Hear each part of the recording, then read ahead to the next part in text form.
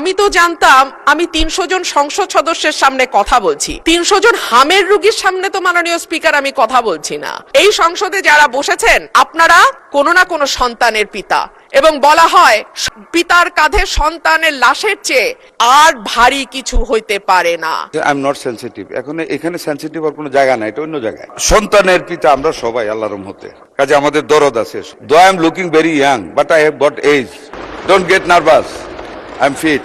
মাননীয় স্পিকার, আমাদের মন্ত্রী মহোদয় অত্যন্ত সেনসিটিভ হয়ে গেলেন। উনি লক্ষ্য করলেন না যে আমি সংসদে সবার মধ্যে সীমাবদ্ধ না থেকে কথাটি উত্থাপন করিনি। এটা কিন্তু আমি আমার বক্তব্য দেওয়ার সময় বলি নাই। মাননীয় স্পিকার, আমাদের মাননীয় মন্ত্রী বললেন রোগীকে ভয়ে দেখাতে হয় না, সাহস দিতে হয়।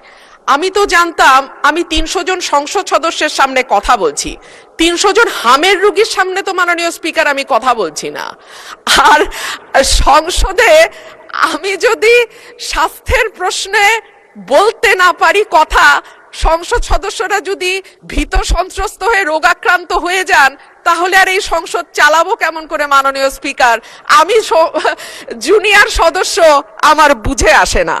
যাই হোক, স্বাস্থ্য অধিদপ্তর জানিয়েছে সর্বশেষ ২০ দিন ১৫ই মার্চ থেকে ৪ঠা এপ্রিল ৯৮ জন শিশু সন্দেহজনক হামে মারা গেছে, আর নিশ্চিত মৃত্যু হয়েছে ১৬ জন।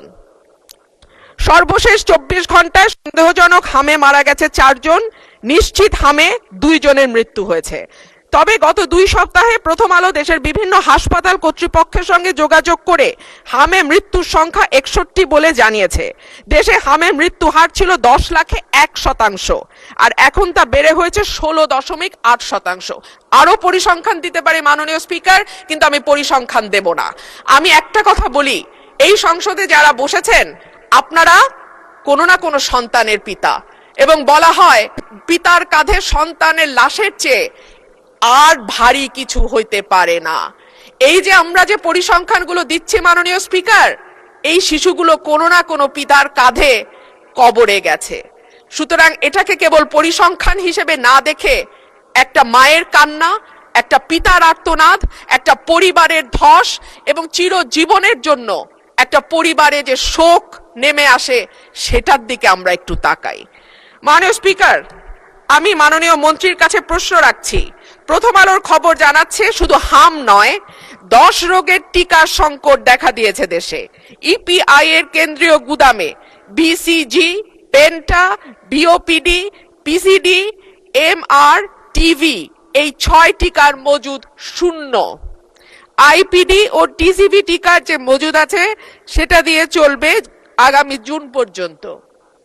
এরপরে কি হবে সেটা যদি মাননীয় মন্ত্রী আমাদের জানান তাহলে সুবিধা হয়। ধন্যবাদ মাননীয় স্পিকার। স্বাস্থ্য পরিবার কল্যাণ মন্ত্রী। মাননীয় স্পিকার, আপনাকে ধন্যবাদ। মাননীয় স্পিকার, মাননীয় সংসদ সদস্য সেনসিটিভ শব্দটা ইউজ করেছেন কি কারণে আমি বুঝতে পারিনি। আমি তো ওনার প্রতিটা কথার জবাব দিয়েছি ওনাকে ইজ্জত করার স্বার্থে। আই হ্যাভ নট অ্যাভয়েডেড হার। এখানে সেনসিটিভ কি হলো, দেওয়া সঠিক হয় নাই বা জবাব দেওয়া উচিত হয় নাই। যাক, উনি যেমন বুঝছেন তেমনই বলছেন। I am not sensitive. এখন এখানে সেনসিটিভ আর কোনো জায়গা নাই, এটা অন্য জায়গায়, এটা এখানে না। আর সন্তানের পিতা আমরা সবাই আল্লাহর রহমতে, কাজে আমাদের দরদ আছে। সন্তান মারা গেলে পিতার কাঁধে যে এটার ভার কত বেশি এটাও কিন্তু জানি। এই মিজেলসে মাননীয় সংসদ সদস্য, আমি কিন্তু একজন এজেড মানুষ।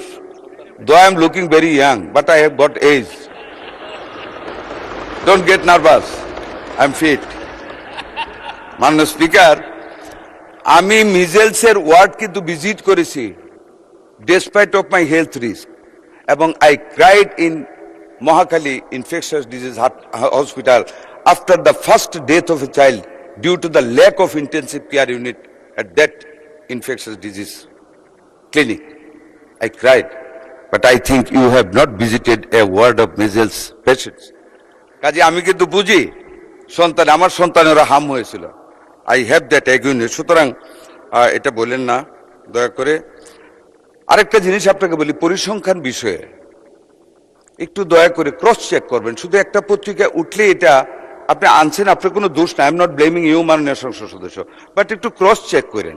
এই গভর্নমেন্ট আমরা কিন্তু we are committed to the welfare of the people, we are committed to do something under the leadership of able leadership of mister Tarique Rahman, the honourable prime minister. কাজে একটু ক্রস চেক করিয়েন যে এই জিনিসটা আপনি দিয়েছেন মৃত্যুর ঘটনায়, আপনার মুখেই কিন্তু একটু কন্ট্রাডিক্টরি বলেছেন।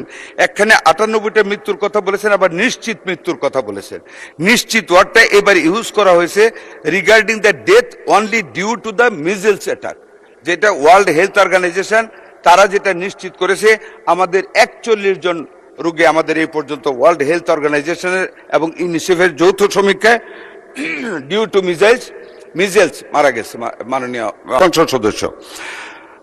আর আপনি যেটা বলেছেন যে সংসদে বলা, আমি কিন্তু আপনাকে সংসদে বলতে নিষেধ করিনি মাননীয় সংসদ সদস্য। মাননীয় স্পিকার, আমি ওনাকে বলেছি যে হাম হইলেই ভবিষ্যতে আমাদের সব শিশু ধ্বংস হয়ে যাবে।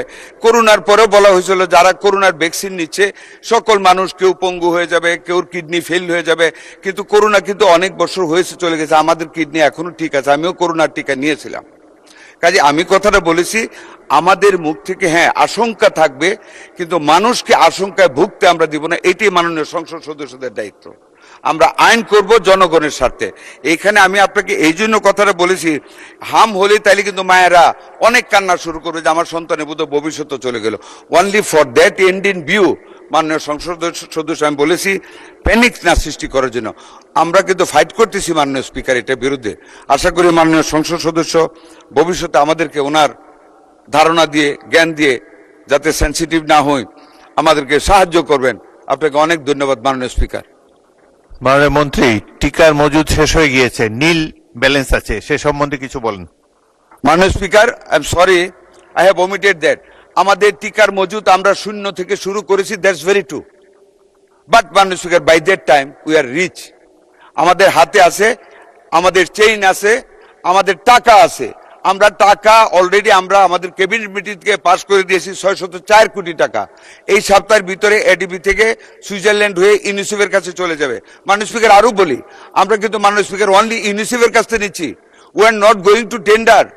আমরা টেন্ডার দিচ্ছি না, টেন্ডারের সময় লাগে, কারাপশন হয়। To avoid that corruption and to avoid the delay in taking delivery of the vaccine আমরা ডাইরেক্ট ইউনিসেফের কাছ থেকে নিচ্ছি।